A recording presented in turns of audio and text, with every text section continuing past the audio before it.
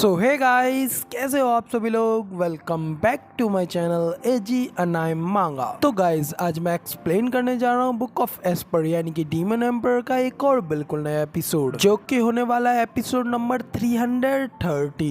तो अब इसीलिए वीडियो को जल्दी से लाइक शेयर कमेंट सब कुछ कर डालिए, और जिन लोगों ने भी इसका पिछला एपिसोड नहीं देखा है वो जाकर के पहले उसे देख लीजिए। लिंक नीचे डिस्क्रिप्शन में मैंने डाल दिया है। बाकी अगर देख लिया है तो स्टार्ट करते हैं हमारा आज का ये वाला एपिसोड। तो लास्ट एपिसोड में हम लोगों ने देखा एम्परर के कहने पे दोनों डिवाइन ड्रैगन और शैडो किंग जू फेंग और ल्यू क्लैन के बाकी के मेंबर्स को पकड़वाने के लिए रीजन स्टेट की मदद करने के लिए चले जाते हैं। तब ये खबर हुलियान चाई प्राइम मिनिस्टर जू चेंगफेंग को देने के लिए आया होता है और एम्परर के ऊपर अटैक करने के लिए कह रहा होता है, लेकिन प्राइम मिनिस्टर जू चेंगफेंग उससे मना कर देते हैं। लेकिन जब वो उनकी बात को टालने की कोशिश करता है तो वो अपना टेरिफाइंग किलिंग इंटेंट को रिलीज करते हुए हुलियान चाई को काफी ज्यादा डरा देते हैं। तभी हुलियान चाई भी डर के मारे वहाँ से जल्दी से भाग जाता है। तो अब आगे एपिसोड की स्टार्टिंग में प्राइम मिनिस्टर जू चेंगफेंग सोचते हुए अपने मन में कहते हैं, ओल्ड मैन, आखिरकार फाइनली तुमने अपना जाल फेंक ही दिया, लेकिन क्या तुम्हारे इस चारे का उपयोग थोड़ा खतरनाक नहीं है? या फिर क्या ऐसा है कि तुमने डिवाइन ड्रैगन और शैडो किंग के अलावा भी कुछ खतरनाक पावर अपने साथ छुपा रखी है? तो अब इधर प्राइम मिनिस्टर जू चेंगफेंग के साथ सोचने के बाद यहाँ पे हमारा सीन चेंज होता है और अगला सीन हमें सेकंड प्रिंस के न्यू मेंशन का दिखाया जाता है, क्योंकि पिछला मेंशन तो जू फेंग ने पहले ही बुरी तरीके से तबाह कर डाला था। तो अब इधर जब सेकंड प्रिंस अपने मेंशन में होता है, वहाँ पे उनसे मिलने के लिए योमिंग वैली के 7th एल्डर का स्टूडेंट मिंग आया होता है। वो उनसे कहता है कि योर हाइनेस, क्या आपने मुझे बुलाया? तो सेकंड प्रिंस भी मिंग को देख उससे कहता है कि सर यू मिंग, ये काफी परफेक्ट टाइमिंग है। मैंने अभी अभी एक बहुत ही ज्यादा महत्वपूर्ण जानकारी इकट्ठा की है। वो ये है कि इंपीरियल फादर के दोनों डिवाइन ड्रैगन और शैडो किंग जू फेंग को पकड़ने के लिए उनके आसपास से चले गए हैं और अब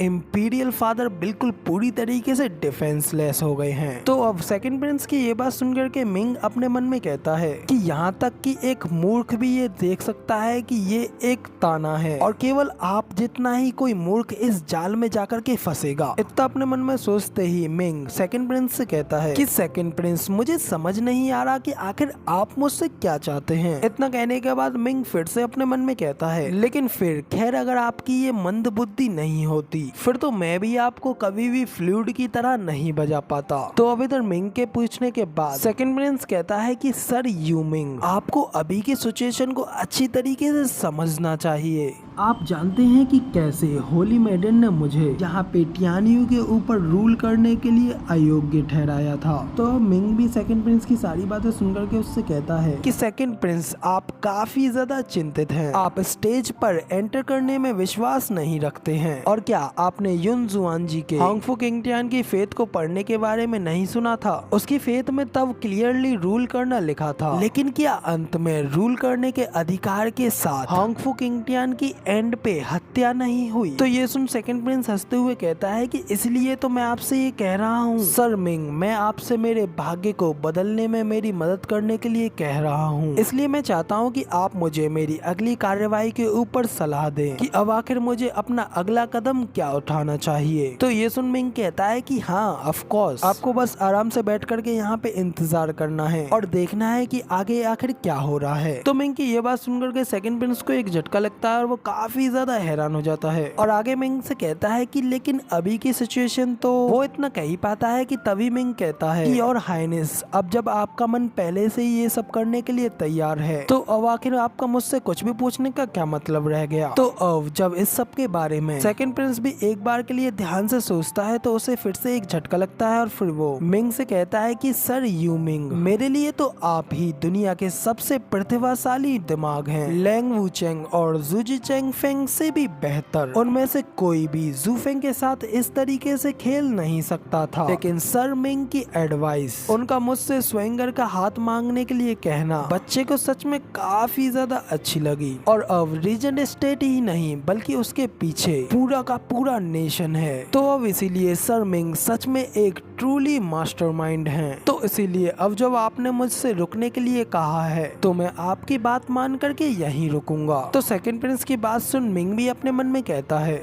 तुम मूर्ख हो, क्या तुम इस तरीके की नौटंकी में फंसने के लिए जूफेंग को एक मेंटल केस के रूप में लेते हो? वो पूरे समय इस सब में व्यस्त था। आपको क्या लगता है कि सबसे पहले इसे स्थापित करने के लिए मैंने आपका उपयोग किससे करवाया था?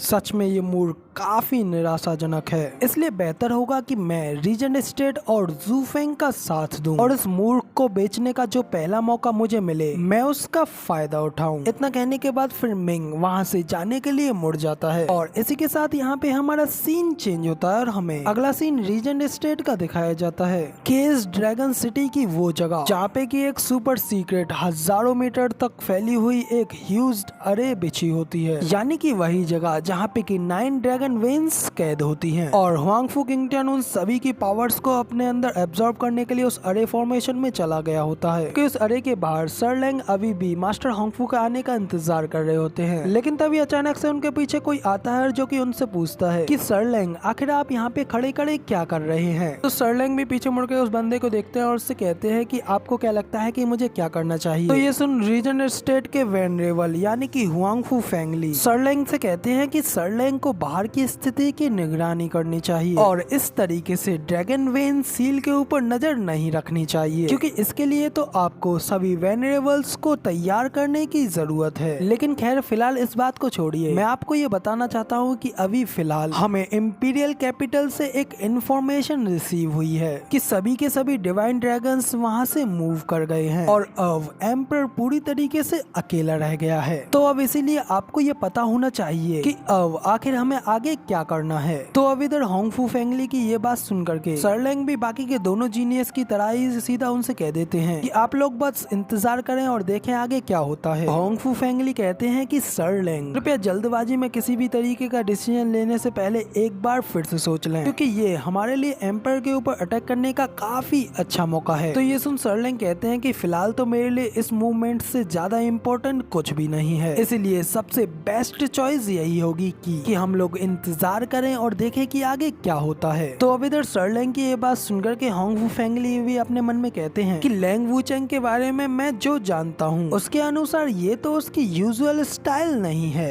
इंतजार करें मगर लेकिन किसके लिए? तो अब इधर इतना कहकर के वेनरेबल होंगफू फैमिली लगी ड्रैगन अरे फॉर्मेशन की तरफ भी घूर करके देखने लगते हैं, जहाँ पे कि उस अरे के सेंटर में से काफी ज्यादा गोल्डन कलर की एनर्जी रिलीज हो रही होती है। तो अब ये सब देख करके होंगफू फैमिली सर लैंग से पूछते हैं कि सर लैंग मैंने स्टेट लॉर्ड को आपके आसपास क्यों नहीं देखा? यूजुअली तो जब आप में से एक कहीं पर होता है तो दूसरा भी वहीं कहीं आसपास ही होता है, लेकिन अब उनका इतना समय तक गायब होने का क्या कारण है? तो ये सुन सर लैंग कहते हैं कि स्टेट लॉर्ड के अपने खुद के विचार हैं, ये कोई भी हाई वेरिएबल की बात नहीं है जिसके के ऊपर हमें कोई ज्यादा चिंता करने की बात है। तो ये सुन होंगफू फैमिली कहते हैं sir Lang state lord regent state के लीडर हैं और इस दबाव भरे समय में उन्हें हाउस इंटरेस्ट के हित के लिए ड्यूटी पर रहने की जरूरत है। इतना कहने के साथ ही फिर होंगफू फैमिली गुस्से में अपनी पावर्स को रिलीज करते हैं और सर लैंग से पूछते हैं कि मुझे बताओ कि एग्जैक्टली उनके साथ क्या हुआ है। सर लैंग तुम रीजेंट स्टेट के